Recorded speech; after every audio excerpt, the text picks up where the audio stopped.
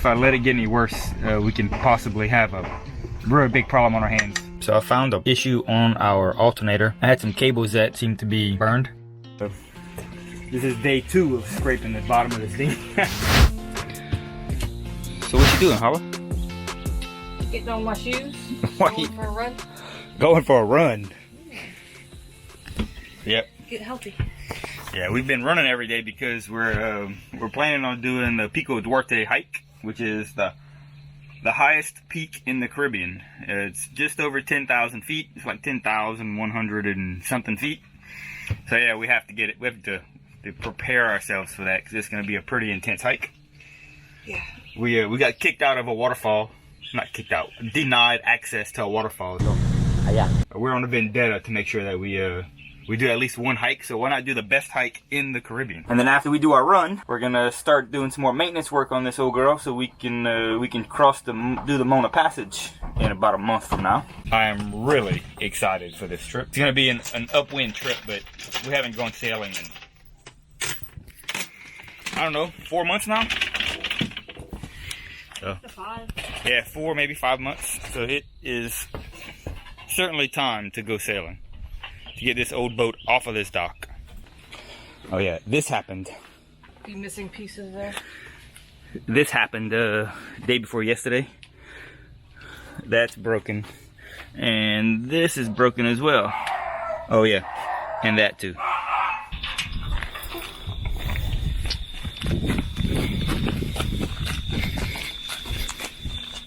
Check this crab out, bro.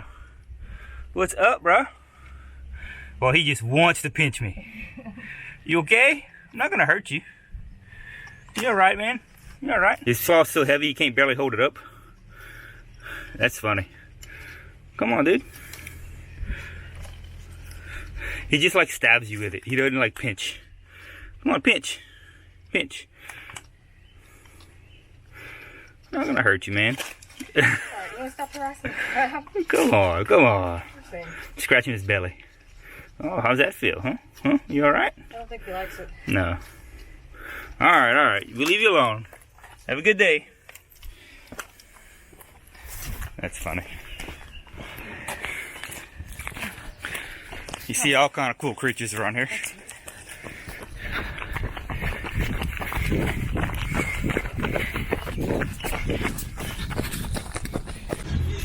So this is one of our favorite parts of this run. Every morning we get to run down the beach. Nice cool breeze. And yeah, ocean right there. Atlantic Ocean. It's beautiful. Man, look at that.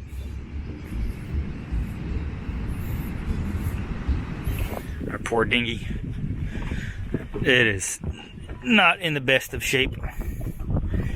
It's definitely seen better days.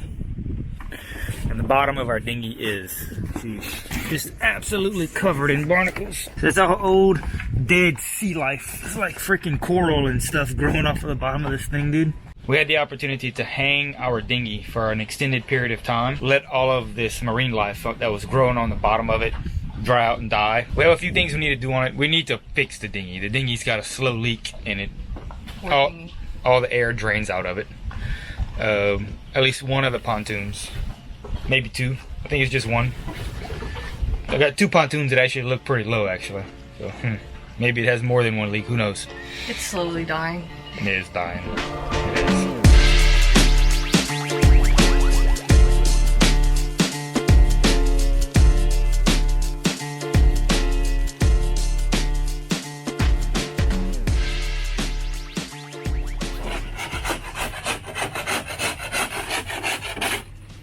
Doing there, lady?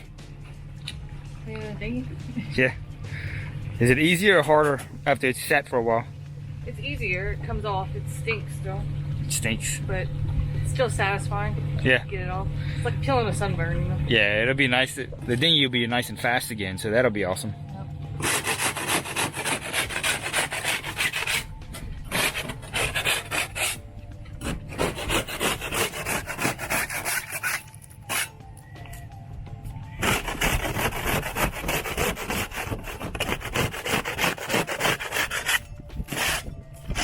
Smells like a seafood buffet that's been like sitting out too long.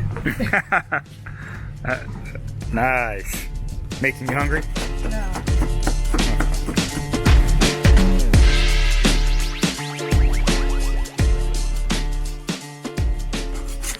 Well, this is the cleanest this has looked in a long time. Yeah, I'm going through, I'm getting, for some reason, all this growth has like, it leaves like a little bitty ring. Every single thing that's grown on here, you can see the spots everywhere. Of like a calcium or like a shell. So I'm having to go through and work hard to get all that stuff off of this thing. I want it to be completely free of barnacles, especially the pontoons. If you look at the pontoons, it's like a hard crust on there. That cannot be good for that material. So I'm taking my time and getting it all done. This is day 2 of scraping the bottom of this thing. What are you doing now, babe? I'm going to remove the lower unit on this outboard.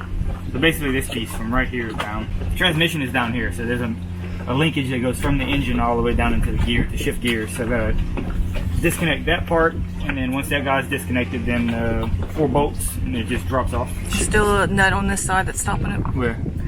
Watch. Yep. This screw right there has a nut on it, a washer. I wonder why it wasn't coming. I didn't want to force it. Good eye on that one.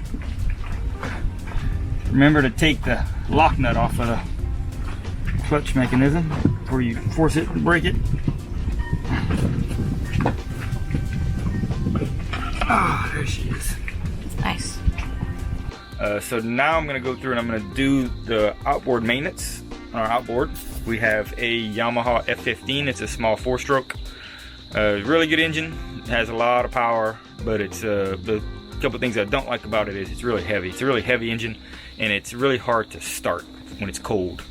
To pull on the damn crank like at least a good 10 times for it to start sometimes. So I'm gonna do a few things to hopefully remedy that. Clean the spark plug today.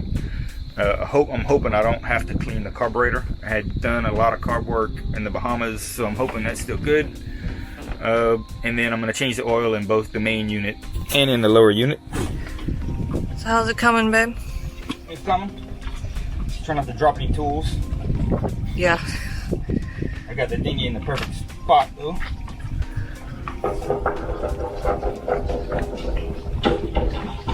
Alright, spark plug number 1. Is it still good? Yeah, it's good. It's like it's wet. Isn't the best thing, but probably why we've been having trouble starting this engine. See if we can put it back in without dropping it, because we do not have more of these. I'm sure we can find them here though. Next thing we're gonna do is gonna put oil in this thing. So we gotta figure out how much oil we're supposed to put in it. We had removed this much, so that's just below 2 quarts of oil, and the level was a little bit high. So I think it's 1.5 quarts is what we need to put in this thing. Got the manual. Little trusty manual. Yeah, let's see what Yamaha says we need. Engine oil, 1.6 liters, or 1.69 US quarts. So there we go. Hurry. Hold that. Hurry. No, I guess that's not gonna work. Ugh, looper on water. Hi. So we're gonna try and do this again without Flinging it. not to hold it right there. So that's gonna be pretty close to where it needs to be right there. Yeah, that's perfect. You can see it's right here on the dipstick. All right, so that's the oil change and outboard done.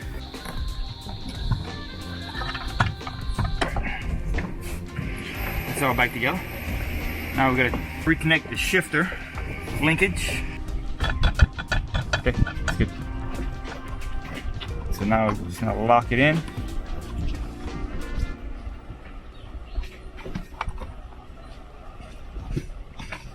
Okay, so all we got left to do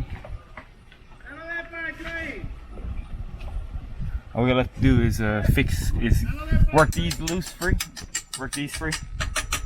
These are kind of seized up. Aluminum on stainless. It's aluminum, cast aluminum with Hey, dude. Cast aluminum.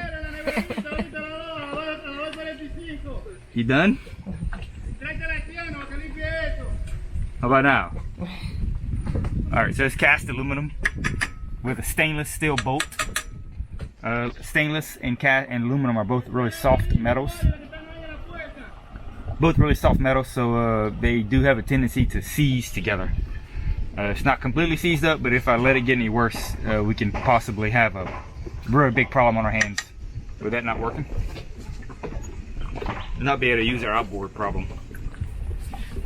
What I'm going to do to fix it is I'm going to get some penetrating oil, and I'm going to constantly soak it and loosen it up, making sure it works really good. And then after I do that, I'm going to put some never seize on the threads.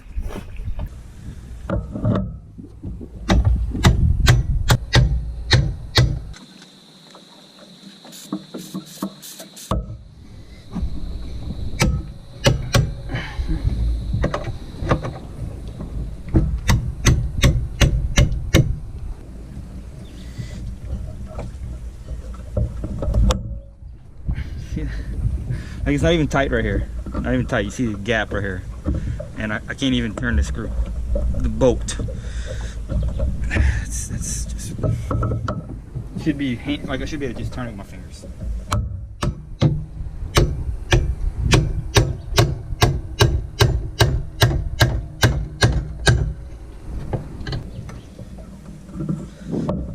Yeah, see, like that. That's how it's supposed to be.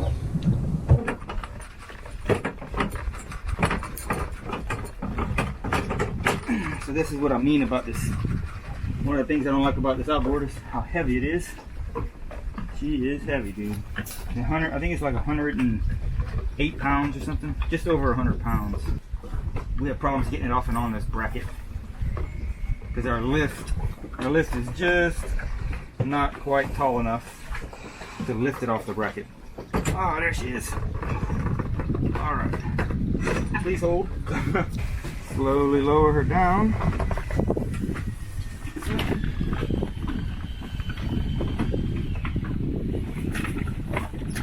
Just a little bit of slack and I think she'll fall right down, babe. Ready? Whenever you're ready, go ahead. Go down, down, down, down, down. Okay, stop.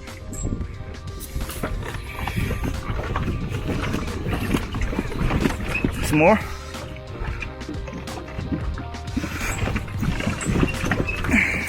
Okay, that should be good. There it is. Okay. Sweet. So, outboard's on. Just gotta tighten it up and then, yeah, hook up some fuel and try it. You have any idea where the lanyard is?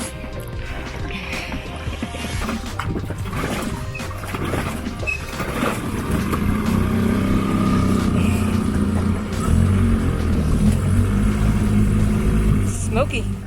And I am doing some engine maintenance today. I have, so I found an issue on our alternator. I had some cables that seemed to be burned. The grounding cable, or the DC negative cable to the battery bank is appeared to have gotten really, really hot to the point where the voltage sense cable had broken.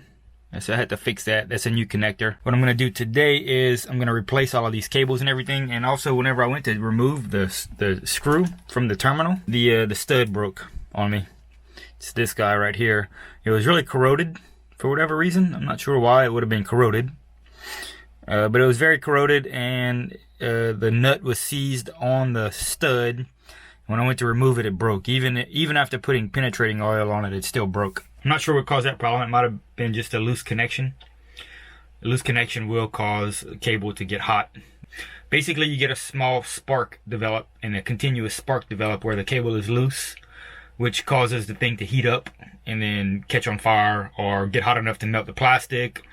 And I guess in this case, corrode the terminal. But that's okay, we'll get it fixed. I think there is an additional negative terminal on this thing, so I'll just use that other terminal.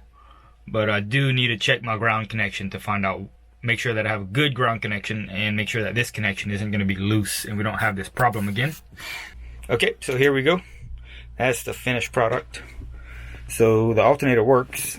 I was measuring 12.6 volts, 12.4 volts before I started the engine, and after we started the engine, 14.46, 14. Yeah, 6, something like that. Next thing I need to do is replace the impeller on the raw water pump, which is mounted directly underneath the alternator.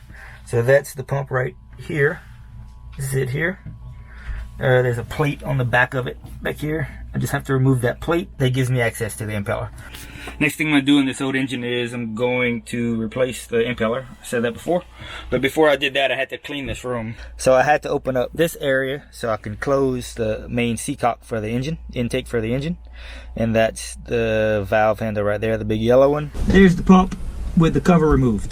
To remove it is not always the easiest because there's a spline on the pump that the impeller slides onto. So you have to pull it straight off of that spline. So first look at it. It looks really good. Okay, cool. So we have the hours on it and it's time to replace it. So we're gonna replace it. All right, so there it is. There's the impeller. So you can see the O-ring. I'm just gonna apply some petroleum jelly on it. Just like so. Really good invention.